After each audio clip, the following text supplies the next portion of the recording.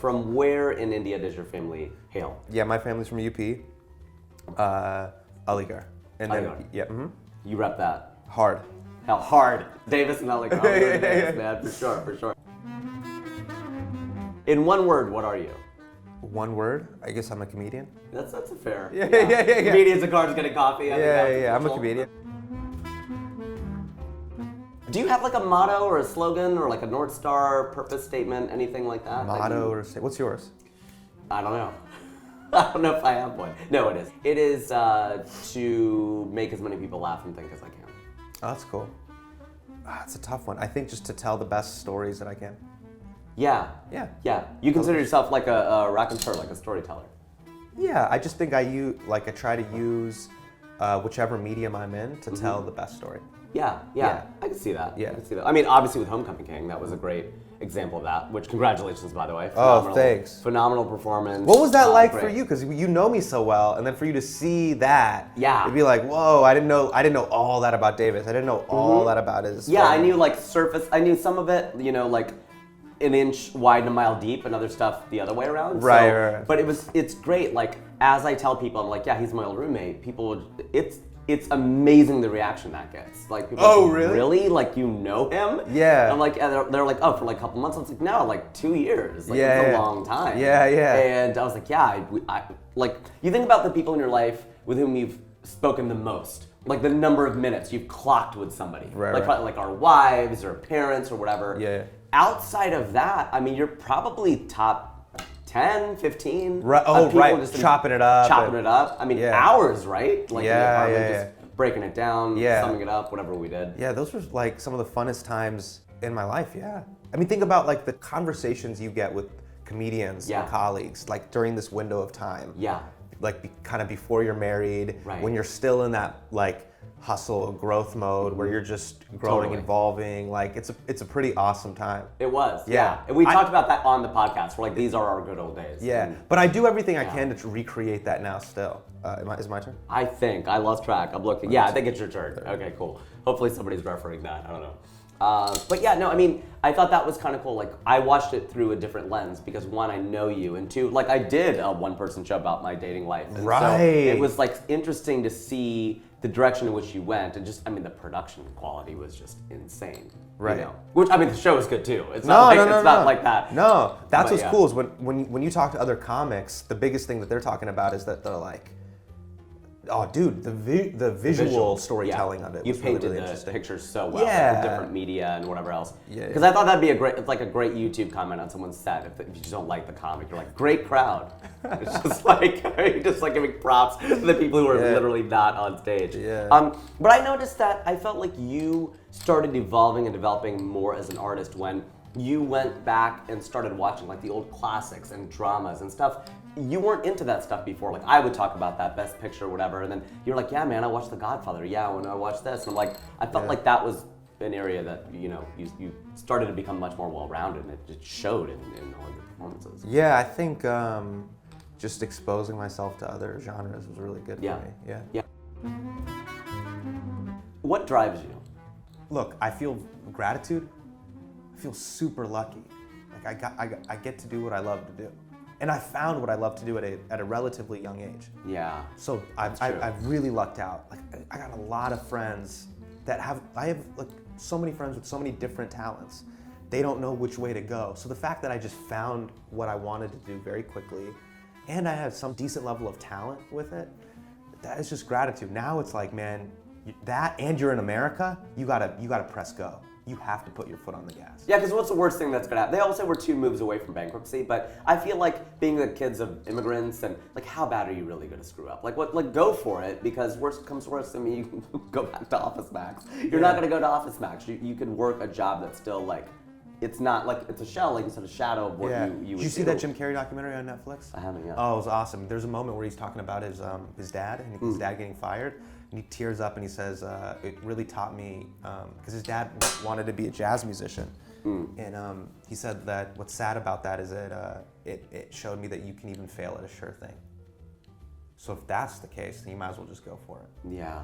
Wait, he failed at being a jazz musician? No. He wasn't a jazz musician. Oh. He had a regular 9-to-5 job and got fired. Oh, I see what you're And so saying. he's like, you can yeah, still there's fail no at a short, sure thing. Yeah, so you may as well. So- it's swinging at the third strike, right? It's Yeah. like, just, at least you went for it. But I think also, like, look, that being said, you pull equally from, like, be honest with yourself. I'm never gonna be LeBron. I'm never gonna make the league. Like, Right. give it a try. Give it a shot. But know that, like, hey, this may not be written for you. And by the way, like, people try to, like, dupe and deceive you into, like, giving the right answer. Like, hey man, don't you want to be a movie star? Nah, I don't. Why do I have to be? Right. Knowing what you want. Yeah. Every rapper doesn't have to be an actor. Yeah. That doesn't have to be the new paradigm. Yeah. It kind of is, but yeah, they It don't kind have of is, to be. but then you don't have to. Yeah. I remember you said that a long time ago because we would talk about, Aziz or something. I was like, Right. and you had a really mature point of view even back then. You were just like, whatever's written for him. It's like whatever his path is, whatever my path is, whatever. Because we're just talking about people who are big in the game, like Russell, Aziz, people just, especially in the Indian game, comedy-wise. And you were it never seemed like that's what drove you. It was like getting to a certain level because someone else was there. It was like, this is your path, that's his path, that's her path. Yeah. Whatever is written for me is what it's going to be. Yeah, I'm more inspired by, like, I'll tell you something I'm inspired by right now. John Mulaney added a 6th Radio City Music Hall show. I just saw him walking down the street. That was pretty cool. Come on, man. That's nuts. A 6th Radio City Music Hall show. That's crazy. That's bananas. You know what's most impressive about that? It isn't the fact that he's doing Radio City and it's 6 shows. Right. It's the fact that, dude, he churns out material like crazy. Yeah. He's super prolific. Super prolific. That gets me shaking in my boots. Not that, like, so-and-so is really famous. What? Yeah. No, I'm like, dude, this guy is churning out hours like this. He just did Broadway. He just did Oh Hello, and they just did a special. And then they did an animated show, and I got to see his new stuff. I'm like, dude, this is incredible. Yeah, he's a beast. You had asked me this question, and then I think it was like the Steve Jobs documentary, Rest in Peace, A Great Men Cannot Be Good Men. Yeah. You had asked me that, and you're the first person I'd ever heard say that. Do you think, can great men be good men? Yeah, I've seen it with my own eyes now. Wow. Yeah, Jon Stewart, Stephen Colbert are in character, excellent men, and in what they've accomplished in their life, undeniable goats. And they're good people. They're amazing people. And they've set, they're amazing people because of the way they treated people when the cameras weren't on. They've set a precedent at work that I think is really great, and I hope I can do what they do. How many animals have you ridden? You made like a horse sound. That was perfect. That was kind of that was amazing. Horse, elephant when I was a kid, donkey, probably a donkey at some point Probably when I at was like a kid. a fair or something. Yeah, at a fair. Maybe 3. 3? Yeah. And What about you? Yeah, horse, elephant, human. I don't know, does that count? Yeah. Piggyback ride or whatever. Piggyback rides, yeah. Is that recent or? That's I don't know. I like could probably last ride week. on your back pretty easily. Right. Absolutely, That's what I'm doing with this show. Yeah. So anyway. When you have inspiration, where do you feel that come in your body? Like when you get an idea for a joke or whatever else. Like I was described it like moment of truth as like you get the idea and then you only know it works. Like that's our first moment of truth. Second moment of truth is when it works on stage. Yeah. And third is like when people quote it back to you. That's insane. Like, Yeah. oh my gosh, I love that one joke you do. And they tell it to their friend when you're there or whatever. That's You're like, pretty cool. Dude, that's boss. Yeah. To me, it's just like seeing a comet or a shooting star or lightning. It's these little blips. It doesn't happen often. Yeah, it's hard to contain it. In a bottle, Yeah. right? It's hard to put lightning in a bottle. That's what's But it's like that's the whole game. It's chasing that. When you make something good or bad, do you know it like before you go out there, or do you just not know until you go out? Like, do you have a sense of like, I don't know. Well, I won't clown anybody's art, but I will just say that you see some crap out there, and you're like, did they ever think that was going to be good? Like, have you ever been surprised, like pleasantly? We're like, I don't think this is going to work. Like, was there a bit like that for you that you felt super personal and like, man, I'm amazed that worked? It's interesting. I think my instincts are getting better, where I'm quickly able to delineate and say that's a good take, that's a good joke, that's kind of weak. But then I will still be surprised at moments where a tag will just like that you just sort of like set off the top of your head. You just sort of was an aside, makes the audience like lose it. Lose You're their like, minds. that's where okay. Yeah. That's always a pleasant surprise. It's like a Jimmy or whatever. Yeah. Are you a morning person? Only when someone dies. Morning, anyone? With a you? For a comic, I mean like 8:30, I think it's pretty early.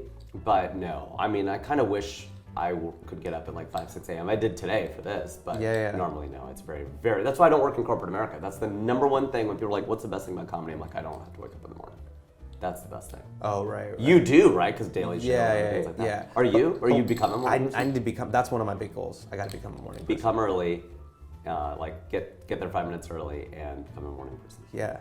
Like I'm talking about like 6 a.m. I can't operate at that level yet, but I like everybody that I know that is able to get a lot done. Yeah. Even if they're working till late at night, you just have to start early.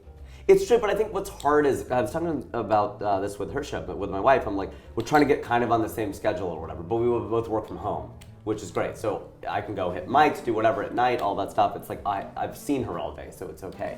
But I can't get to the point where I go to bed at 10, because what about when I do shows and I have to host and do stuff, it's like go do a 10 o'clock show, your body can't feel like, oh my gosh, I can't do this. So I'm like, I'm not gonna get to the point where I'm just consistently getting up at 6 and going to bed at 10. That just doesn't make any sense. Right. Maybe I can like just go to bed at 12. I did that when I first got to LA. I would go to bed at like 3 and get up at 8 and didn't take any naps. I just did that for 5 years. Right. But it's not sustainable. Yeah. That's the key. What's sustainable? You want me to share a thought that I was thinking? Yeah. Where I'm like, all right, this is like, these are the things that I've noticed. Because I think I've been famous adjacent a lot, where I've gotten to work with a lot of people that are like really, really super all-time great. Yeah. You know, like the Mulaney's or the Jon Stewarts, the Seinfelds or the Trevor Noahs, like the people that are like really, really like next level. Okay, this is what I think that your gifts are. If you have like these 4 to 5 gifts, you will be unstoppable. Okay. All right, number 1. This goes without saying, just like, do you have a talent? Like, are you really good at a specific thing, right? The Rock is like really buff and he's really good at that, or Kevin Hart is really good at that. He's good at being buff. He's like buff and charismatic and people like him, right? Yeah, like it's just like that's a thing. That's a thing. That's a talent. Just like this person is really, really beautiful and they can sing. Like this person is really, really funny. This person's really whatever, witty. This person's really British or whatever their talent is. This person's just so whatever they're but is it like an undeniable talent, right? Sure. But these are the next things that people don't talk about. Okay. The second is, do you can you maintain a high level of energy? Yeah. Like people that I've noticed that are like truly successful can get up, do radio press starting at like 7 a.m. And if you're a quarterback, all eyes are on you, and they're doing that until 11 p.m. at night. They're hosting a show, then they're debriefing, then they're going to they just keep going. A gala, then they're going to whatever, and they keep delivering.